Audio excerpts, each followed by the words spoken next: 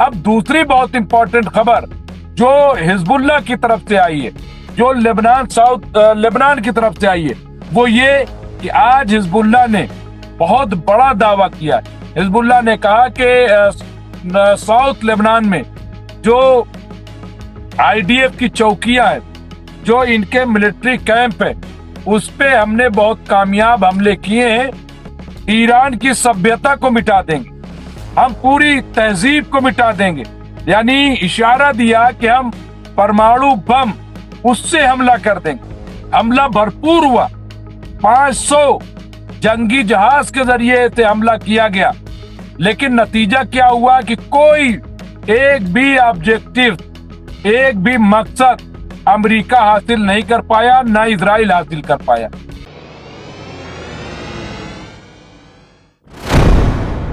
आदाब, मैं हूं मुमताज आलम रिजवी और इस वक्त मैं आपकी खिदमत में हाजिर हुआ हूं कुछ अहम खबरें लेकर के।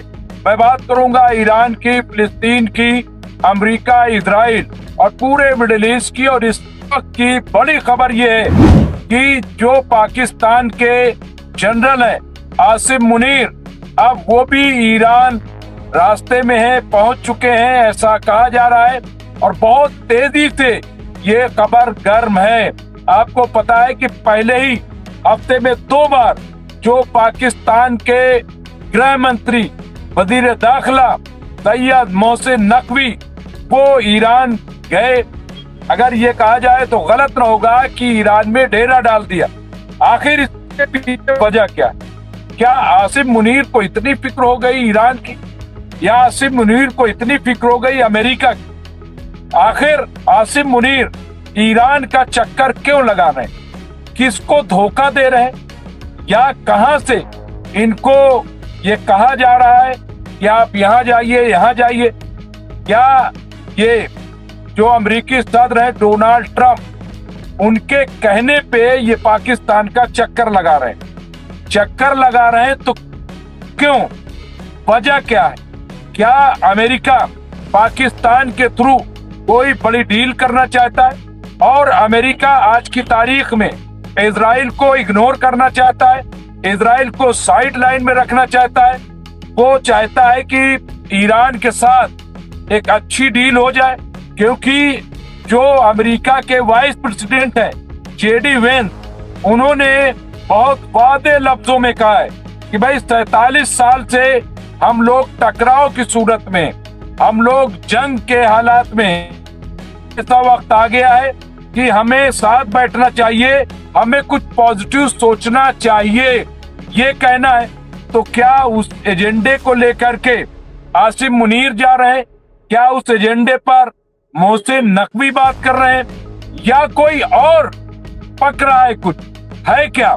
या मैं कह रहा हूं, क्या ये जासूसी करने के लिए पाकिस्तान ईरान गया हुआ है ताकि पता कर सके कि जो नए सुप्रीम लीडर है आयतुल्लाह सैयद अली खामनाई साहब, वो कहाँ है?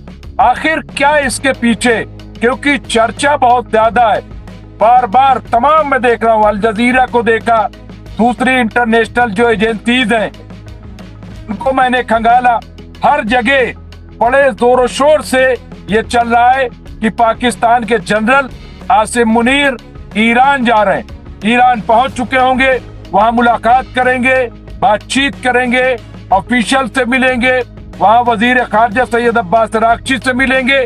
तो फिर वही सवाल आ कि क्या आसिम मुनीर जो नए सुप्रीम लीडर हैं ईरान के आयतुल्लाह सैयद मुज्तबा खामनाई, क्या उनसे भी मुलाकात करेंगे और ईरान के लीडरान मुलाकात कराएंगे? ये एक बड़ा सवाल है। मुझे नहीं लग रहा है कि पाकिस्तान पे इतना भरोसा फिलहाल ईरान दिखाएगा, ऐसा मुझे हरगिज नहीं दिखाई दे रहा है। लेकिन ये चक्कर क्या है? क्योंकि आप देखिए, अभी मैंने इससे पहले जो आपने खबरें देखी होंगी हमारी, उसमें किस तरह की खबर आई? उसमें खबर ये आई कि एक बार फिर डोनाल्ड ट्रंप से ये इशारा दिया गया, डोनाल्ड ट्रंप की तरफ से, कि हम ईरान की सभ्यता को मिटा देंगे, हम पूरी तहजीब को मिटा देंगे। यानी इशारा दिया कि हम परमाणु बम उससे हमला कर देंगे। लेकिन आपको पता है कि रूस भी इस पे बोल चुका है, यूरोप का भी बयान आ चुका है, चीन भी इस पे बोल चुका है और नॉर्थ कोरिया से भी आ गया है कि अगर ये गलती अमेरिका ने की तो इसकी भारी कीमत चुकानी पड़ेगी। पहली बात तो मैं आपको ये बता दूं कि दुनिया में कोई भी मुल्क आज की तारीख में नहीं चाहता कि जंग हो, कोई मुल्क। ऐसे में ये कैसे मुमकिन है कि सऊदी अरब हो, यूएई हो, कतर हो या और ये सब कैसे इस बात को कबूल कर लेंगे कि अमेरिका हो या इजराइल वो ईरान पे हमला करे। जबकि ईरान ने बहुत खुल्लम खुल्ला धमकी दी कि इस बार अगर हम पे हमला हुआ तो हम किसी को नहीं छोड़ेंगे, सबको निशाना बनाएंगे। यानी ईरान जैसे इससे पहले आपको पता है कि जब ईरान पे हमला किया गया तो जवाबी कार्रवाई में ईरान ने 16 मकामात पे हमला किए जो अमेरिका के बेसेस थे या जिन होटल्स में अमेरिका और इजराइल के अफसरान ठहरे हुए थे, उन सबको निशाना ईरान ने बनाया। इस बार कहा कि हम किसी को नहीं छोड़ेंगे, किसी को नहीं बख्शेंगे। यही नहीं, मैं आपको बता दूं, सिर्फ हज की बात नहीं, इससे पहले जो 40 दिन की जंग हुई थी उसमें भी ओआईसी की बाकायदा मीटिंग हुई थी और मीटिंग में एक प्रस्ताव आया था। प्रस्ताव में अमेरिका से ये डिमांड की गई थी, मांग की गई थी और उनको मशवरा दिया गया था कि आप ईरान पे हमला मत कीजिए।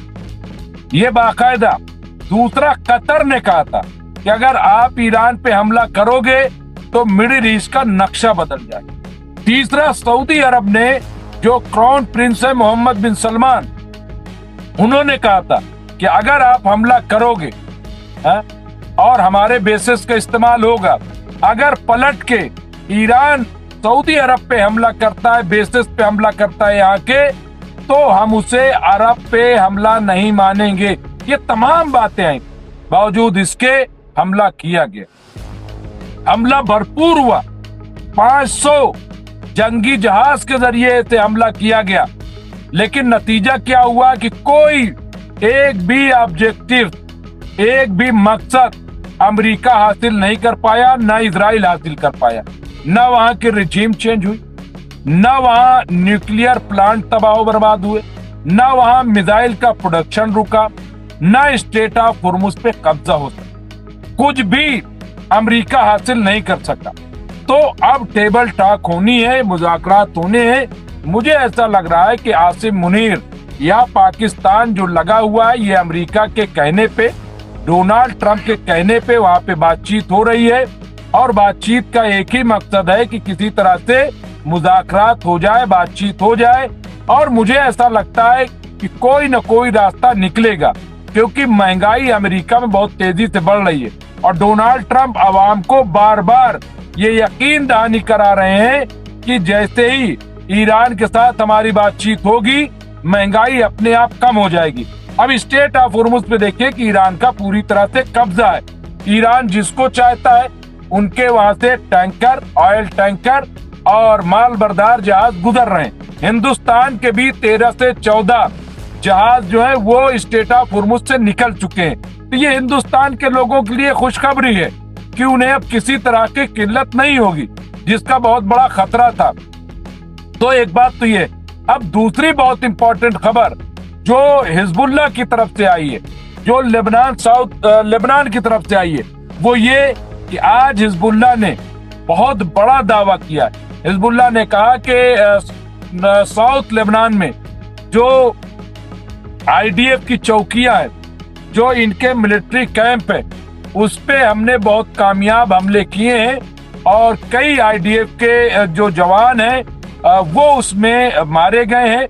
ये हिजबुल्लाह का दावा है और हिजबुल्लाह इसलिए ये दावा कर रहा है, वो बताने के लिए कि हमने सरेंडर नहीं किया, हम रुके नहीं, हम लगातार जवाबी कार्रवाई कर रहे हैं, हम इजराइल से लगातार लड़ रहे हैं। इजराइल भी लगातार साउथ लेबनान पे हमला कर रहा है, वहां पे कब्जा करने की कोशिश कर रहा है। लेकिन एक चीज समझ ली, जबकि इजराइल को भी पता है कि सियासी गलियारे से ही इजराइल को कामयाबी मिलेगी। ये जंग से हिजबुल्लाह पे ये तसल्लुत हासिल कर लेगा, गलबा हासिल कर लेगा, ऐसी पॉसिबिलिटी दिखाई नहीं दे रही। क्योंकि आप देखिए पिछले 2.5-3 साल से लगातार हिजबुल्लाह से फाइट हो रही है, लगातार फाइट हो रही है, लेकिन अभी तक कोई बड़ी कामयाबी नहीं हुई, सिवाय ये कि कुछ बड़े लीडरान को मार दिया गया।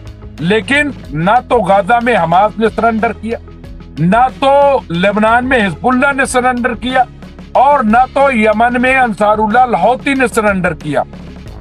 किसी ने, तीनों प्रॉक्सीज जो ईरान की प्रॉक्सीज कही जा रही, वो कहीं ना कहीं आज भी सरगर्मे अमल हैं, आज भी इजराइल को चुनौती दे रही, आज भी इजराइल का मुकाबला कर रही हैं। तो आप ये देखिए कि इजराइल भी कोई बहुत बड़ी चीज हासिल नहीं कर पाया, जबकि इजराइल में चुनाव होने हैं और बेंजामिन नेतन्याहू को चुनाव में हिस्सा लेना है।